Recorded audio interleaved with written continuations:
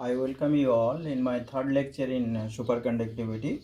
So in the last two lectures we have discussed about uh, the phenomena related to superconductivity. We have discussed the electric field inside the superconductor. It is zero, resistivity is zero, therefore resistivity 0, therefore we get electric field is 0. Then we got magnetic field is 0, and which is known as the Meissner effect that we have discussed in case of the type 1 superconductor and type 2 superconductors. So when the B equal to 0, it means B equal to mu0 H plus M. So H is the magnetic field and M is the magnetization. Multiplied with the permeability, that gives you the magnetic field H plus M. So if we put here B equal to 0, then you get mu0 H equal to minus mu0 M. Mu0 get cancelled.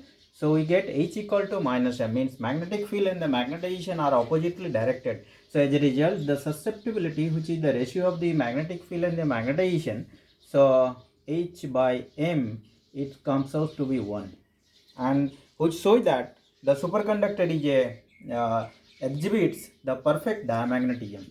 So this we have perfect diamagnetism. So if we plot a graph of the M versus H, this is M versus H, then we always find this M and H, as it is the ratio is -1, so it is a straight line. So we get a straight line and this angle is 45 degree. That's why in type 1 and that is the graph which shows that M equal to -H. That's why in the type 1 and type 2 superconductor we always have shown the phenomena. When we have plotted the graph between M versus H, it is always a straight line. This straight line shows that there is a perfect diamagnetic substance, because the ratio of the magnetization and the applied magnetic field, this is equal to -1. So today we will be discussing about the London equation. So in London equation we are considering a superconductor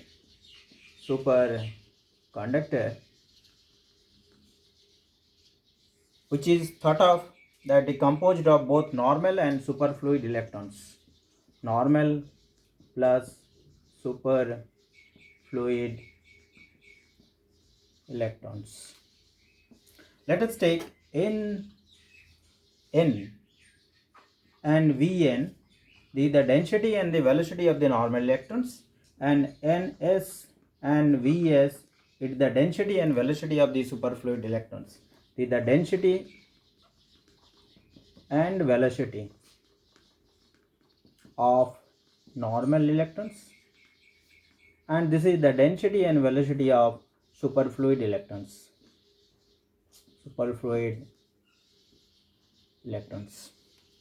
So the sum of these two means N0 is the number of electrons per unit volume. This is the number of electrons per unit volume. So therefore N0 is the sum of these two, N plus Ns. So the equation of the motion of superfluid electron, the equation of motion of superfluid electron, that is F equal to, it will be E into E. So the current density, this case will be, if F equal to E, if we apply the force, then the equation will be written as the charge into the electric field. So therefore we can write down the current density Js, which is equal to minus Ns E into Vs, where this is the density of the superfluid electron, this is charge of the superfluid electron, and the velocity of the superfluid electron. So multiplication of the three, that gives you the current density. So if you find out the derivative with respect to time, that is dJs by dt, which is equal to minus Ns E dVs by dt. So dvs by dt, but we know that F equal to the force acting on the superfluid electron equal to charge into the electric field. So F equal to m into a, acceleration equal to dv by dt, which is equal to E into E, or dv by dt, which is equal to E by m. So now you place this dv by dt and put it here.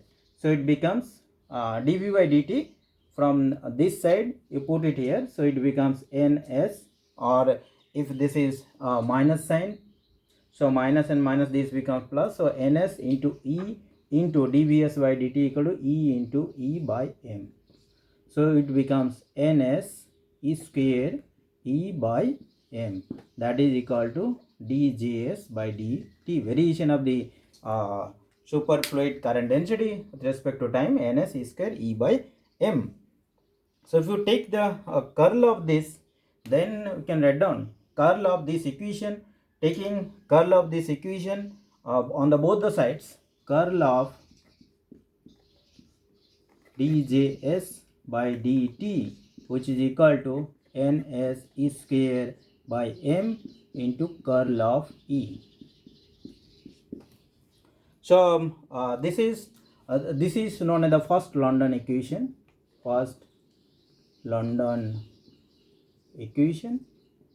Now we are going to derive the second London equation. So curl of dgs by dt equal to ns E square by m into curl of E. As you know that from the Maxwell's equation, curl of E equal to minus del v by del t. So this is written as curl of djs by dt equal to ns into E square by m and then del v by del t. Can write down, this is of course minus sign del v by del t. So this is our or we can write down curl js if we remove the time derivative. So we can write down this curl js, which is equal to ns E square by m into b. So this is our second London equation. This is second London equation. So we derive this Meissner effect from the second London equation. So as you know that curl b equal to mu0 into j s. So this if you take the curl on the both the sides, curl of b,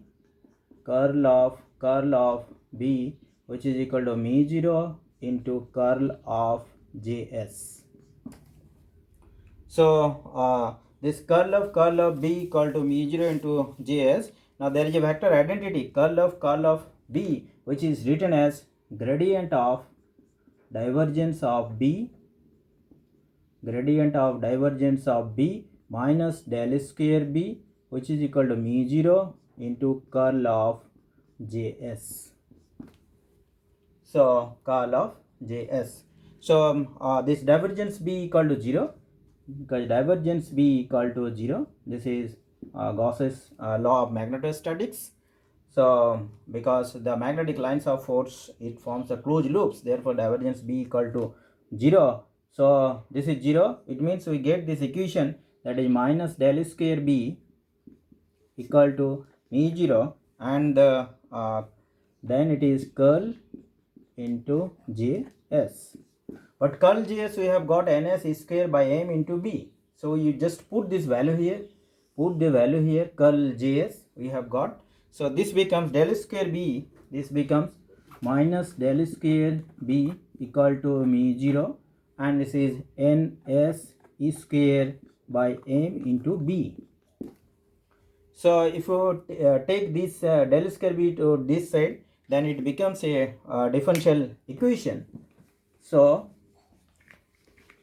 we got this equation, del square b equal to del square b and this minus this mu0 ns E square by m into b, which is equal to 0. So this is a second order differential equation. So the solution, or this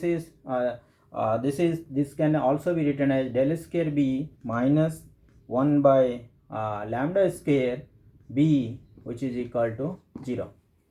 So this 1 by lambda square, which we have taken, that is equal to mu 0 n s E square by m. So this lambda equal to, from this we get lambda equal to m divided by mu 0 ns into E square whole to the power half. So this is known as the London penetration depth. Penetration depth. London penetration depth. So the solution of this equation is b at a point x, which is equal to b0 e to the power minus x by lambda, because it will have the two solutions. The positive solution has been discarded. The negative solution is e to the power minus x by lambda. So b does not penetrate very deeply into the superconductor, and therefore it implies the Mason's effect. So the field penetrates only a distance of field penetrates only a distance of the order of 1000 angstrom. 1000 angstrom. So this lambda is known as the penetration depth. So if we plot a graph of the magnetic field versus the penetration depth, then the graph, it is like this way.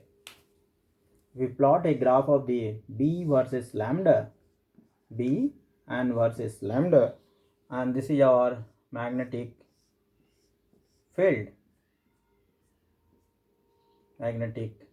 Field like this. Then we get that it gradually this is less lambda, 2 lambda, 3 lambda, 4 lambda, 5 lambda, like this. So you get the graphical edge exponentially decreases, so gradually, and it becomes 0. So at a distance of lambda L, if you put the value of the x equal to lambda, so bx becomes b0 e to the power minus 1, so b0 by e. So this is the distance at which its value becomes b0 by e. So this is our penetration depth. So this is our lambda L, and gradually it becomes 0. So if you this penetration depth, it is directly proportional to the temperature. This penetration depth lambda is directly proportional to the temperature, and it becomes larger. Lambda becomes larger, and T becomes Tc.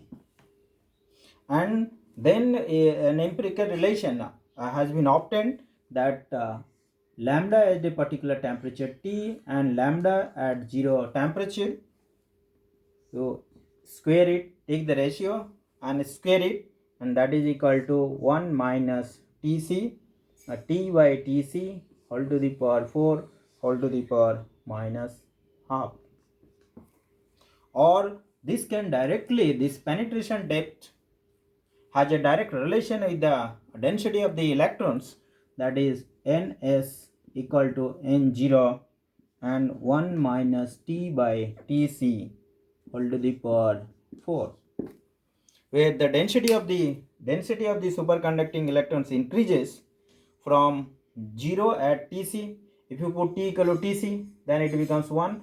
1 minus 1 means it becomes 0, and then gradually it increases. So ns, this is said to be the order parameter. Order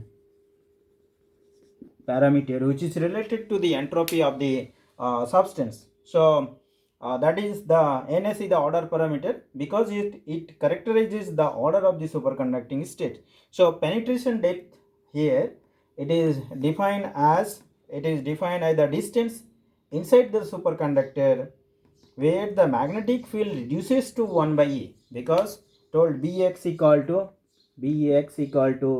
B0 e to the power minus x by lambda. If we put x equal to lambda, so Bx becomes B0 by E. So the penetration depth, it is the distance, it is only a distance at which the magnetic field it becomes 1 by E of its value at the surface. This is the surface, the value of the magnetic field at the surface. As you gradually go inside the superconducting body, then the magnetic field decreases, and at a distance of x equal to lambda it becomes B0, and that is said to be the penetration depth. So that penetration depth has a relation with the order parameter, and this the relation is ns equal to n0 1 minus t by tc. Now this relation has also this order parameter, it is a characteristics of the superconducting state. So thank you.